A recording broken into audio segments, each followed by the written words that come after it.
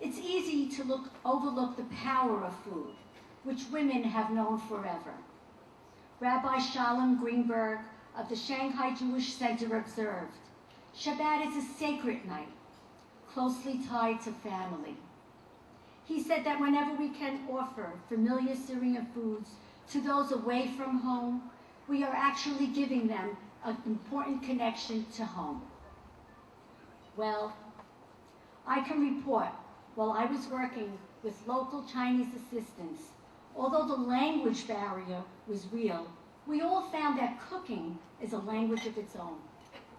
The motion of a hand stirring a pot, to the wonderful sounds and smiles that come when preparing something absolutely delicious.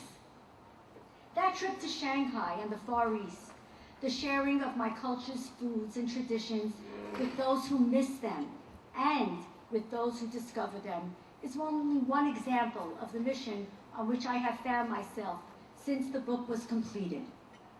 It's a mission, I realize now, that began when I was a child. As a descendant of Aleppian Jews, and given the role I have for my culture, it has always been my dream to preserve the rich legacy of Jewish Aleppo.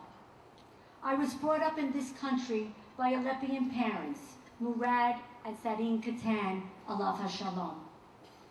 They nurtured me for years through exquisite homemade Syrian food, the melodic Arabic language, and the intriguing customs of our culture. Throughout history, in fact, Aleppo has been praised for its rabbis, its scholarship, its deep spirituality, and certainly its renowned cuisine. I felt an urgency to capture some of that in my book. I felt compelled to document our deep history, our culture, and our extraordinary cuisine. I wanted to ensure that the century-old foodways and traditions of Jewish Aleppo would continue for generations to come.